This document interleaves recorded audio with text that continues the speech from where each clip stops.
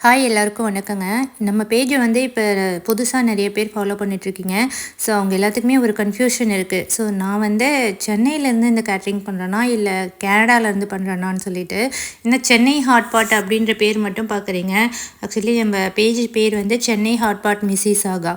மிஸ்ஸிசாகான்றது கனடால இருக்க ஒரு ஊருங்க. ஸோ இங்க இருக்க இந்தியன் மக்களுக்கு ரீச் ஆகணுன்றதுக்காக நான் வந்து சென்னை ஹாட் பாட் அப்படின்ற பேர் வச்சிருக்கேன்.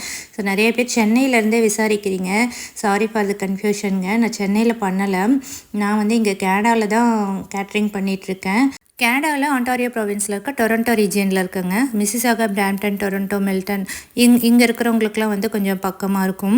அதே மாதிரி இந்த லட்டோட டீட்டெயில்ஸ் கேட்டிங்க. இது வந்து 300 கிராம் $10ங்க. எல்லா லட்டுமே ஒரே ரேட்டுக்கு தான் வரும்.